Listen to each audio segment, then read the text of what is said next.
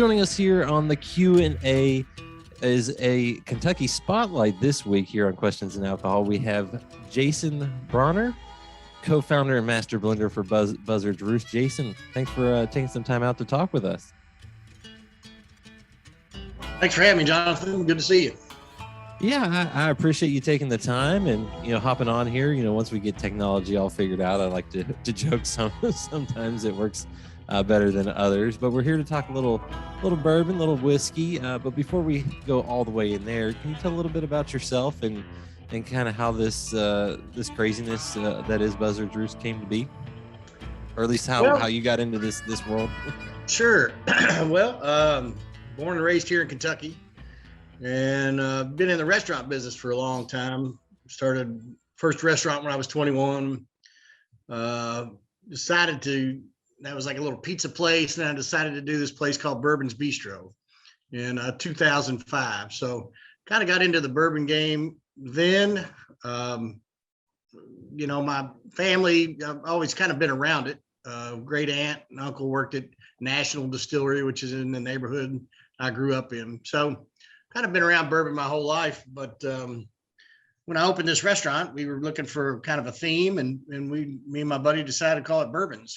And so just did a bunch of research, food and bourbon. And, over the years, we did flights, and we did, I was just kind of out to educate the world about bourbon. 95% or 90% anymore, comes from about 70 miles in a circle of where I live. So I felt it was undermarketed and understood, really, that nobody really understood what bourbon was about. So I just kind of set out to educate the world about bourbon through this platform of this restaurant and bar. Like I said, we did flights. We did a lot of bourbon dinners with all the master distillers, so I met all those guys and got to hear their stories. And the more I learned, the more I wanted to learn about it. We also were kind of one of the pioneers in this barrel program that a lot of distilleries are doing now. We would go pick a single barrel out and buy it just for the restaurant. So I've tasted a lot of great whiskey over the years and always, wanted to have my own. So the time came to where, hey man, the timing was right. Got a group of people together, and we decided to try to start a distillery, which I figured out pretty quick that nobody's going to give me $30 million just because I own a bourbon restaurant, So then we decided to kind of rethink that, and we started the brand Buzzards Roost. And kind of that's where it all, that's kind of the quick version of my background. I've just been, around bourbon for almost 20 years professionally, drinking and sampling and listening to stories. And, like I said, it just it was a passion of mine, and who wouldn't want their own whiskey? I guess, at least I do anyway. Some people probably don't, but me being in this business, that was kind of my next move. I mean, and so here we are. I was going to say, launching the restaurant when you did in 2005, that was kind of well before what I would consider, or right at the start of the bourbon boom that, once the trail came along, things like that, it's began to grow. So you were like right at the forefront of it all. Did you always have a love for bourbon before that, or did that kind of come about from the restaurant and then the barrel picks and so forth? I was always curious about it. Like I said, there was always this kind of folklore about it, or, just growing up, being around it. It was just, it was always cool. And you have to go back to the old times, and my parents really didn't drink a lot of bourbon. They were of that group that they drank some wine and gin and different things. And so there wasn't really a lot of bourbon around our house, but it was my great aunts and uncles that really, I got to thinking back. I was like, well, let's look into that, because it seemed so cool back when I was a little kid, and so, yeah, man, I've just always kind of been intrigued by it.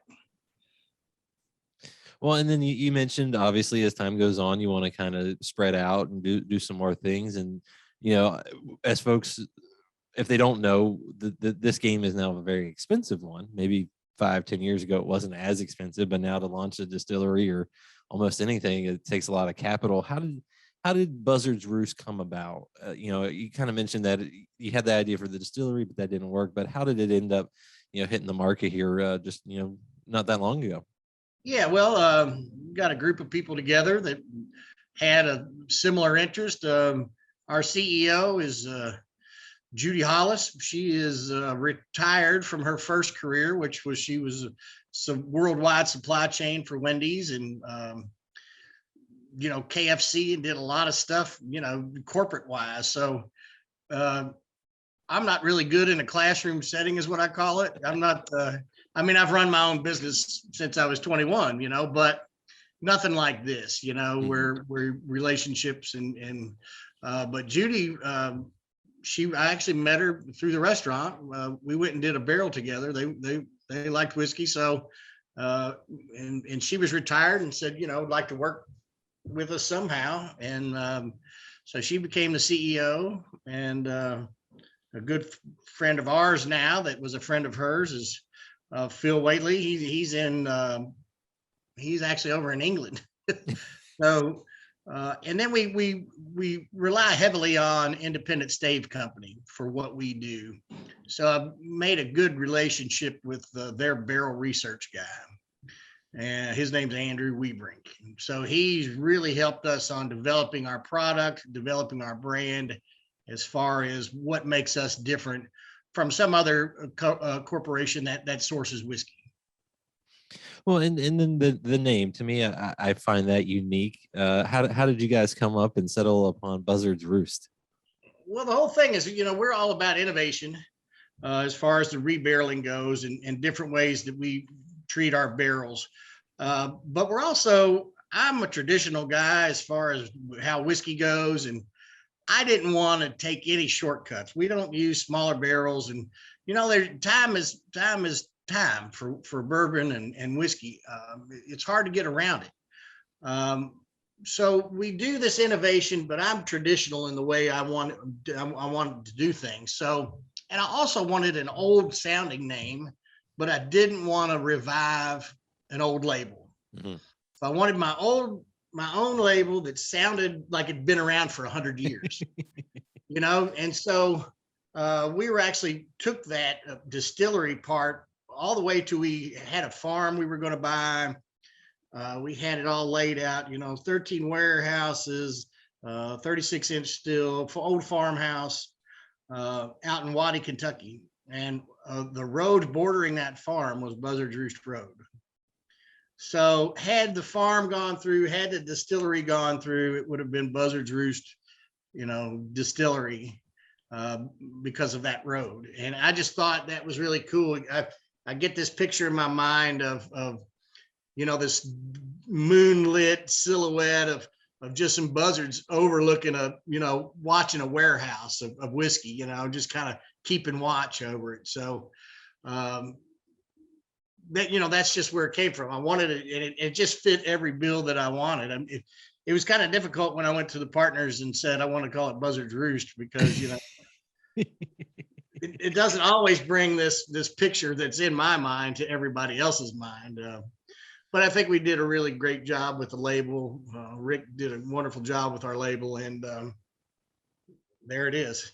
So that's kind of the story behind it. I love that, because you just never know, and there are some old names that can be brought back, but it's kind of cool to have your own unique touch on it from the get-go. And you also kind of, to me, did a little bit something different. You kind of went the rye whiskey route first. Why was that? Well, sourcing bourbon is expensive. Rye is a little bit cheaper. And plus what we're doing is almost, somewhat still experimental, because, we do a real heavy toast and a number one char. So, and we pull different compounds out of the wood through time and temperature. We've got about 12 proprietary barrels that we've developed with the help of Independent Stave Company. So ryes really shine a little bit better to that in a little bit less time. So when we rebarrel, it only sits in our barrels for about two 2 to 6 months at the most. And that really does the number on it. So plus rye whiskey was cheaper. We could do this expensive process because it's a brand new 53-gallon charred white oak barrel. We take it, rebarrel it, and then it sits we only use a barrel for up to 4 months, whatever, 6 months. And then we have to pass it on, because to be a straight whiskey, you can only use the barrel one time, even if it's a rebarrel. So the ryes were a little cheaper. By the end of that process, we could hit the market. I didn't want to have $100 whiskey as my first one out of the blocks, because I just, I've been around plenty of whiskey, and I've seen some that, $150. I'm like, come on, man.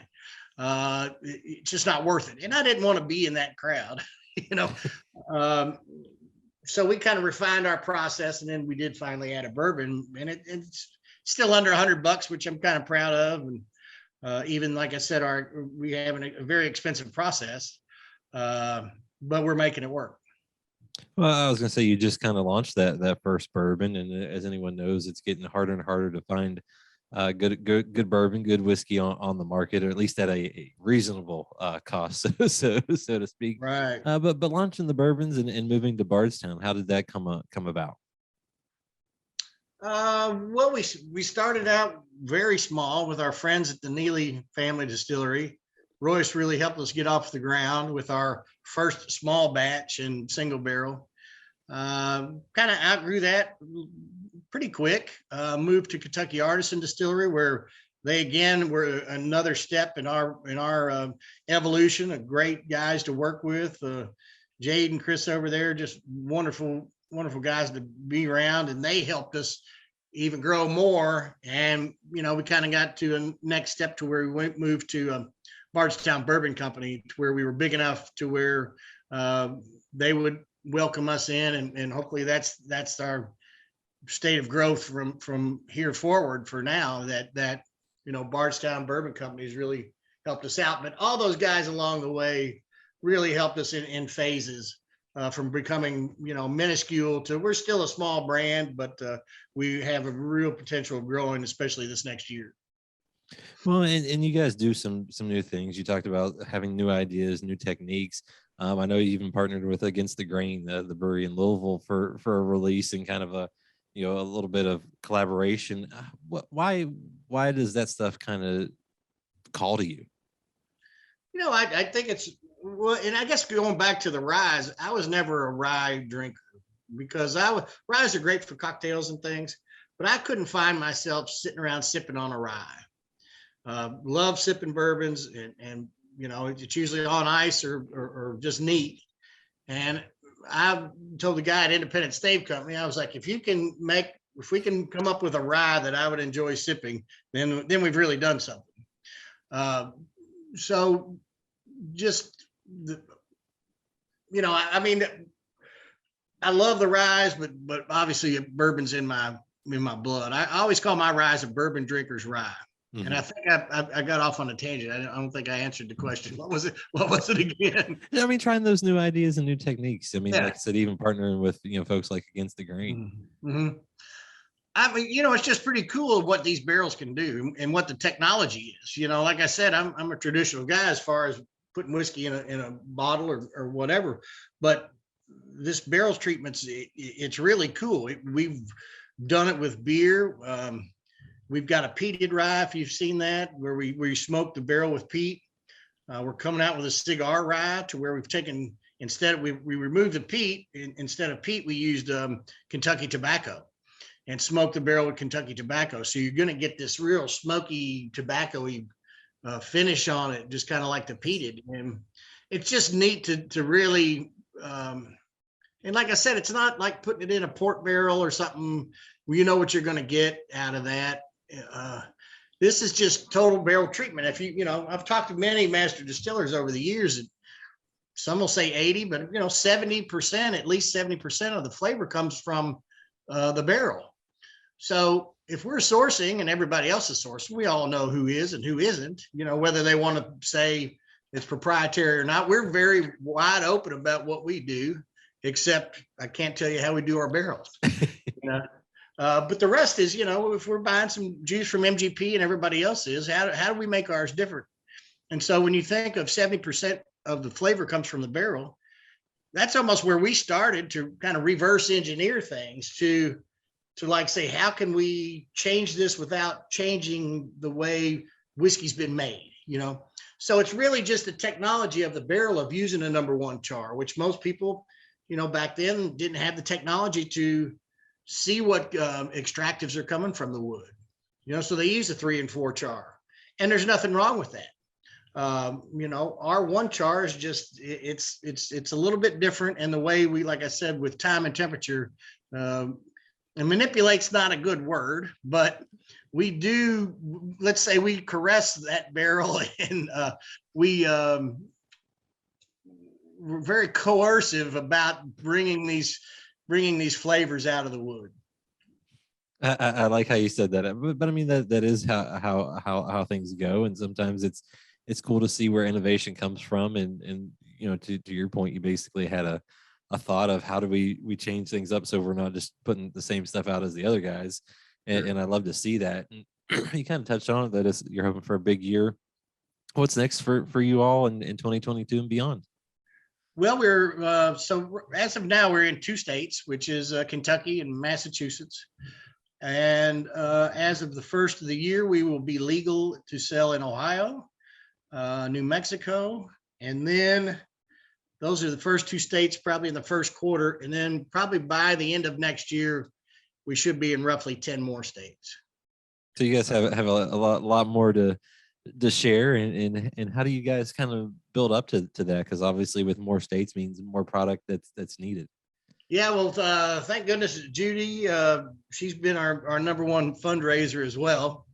And, we've tasted some people on our investors on our whiskey. We've got a handful of investors that love the whiskey and love what we're doing, love the thought of it. So they have stepped up and we're ramping up to we've got some investment. We've got a little bit of money behind us to where we can buy some barrels of bourbon and keep doing what we're doing, barrels of bourbon and rye, and just kind of keep evolving with this, how we're our barrel treatments. And after that as well, we on the, I think we're on the schedule to have our own new make made down at BBC. So we're really looking forward to that, to where we can start from our own juice, our own yeast, our own mash bill, and then put it in our barrels to really give it that difference. Well, that sounds like some really exciting things then coming, and stuff that I'm sure you're excited to share at some point. Yeah, for sure. We're also looking at opening a tasting room here in downtown Louisville, right on Main Street. We're going kind of through all the paperwork and the design of that.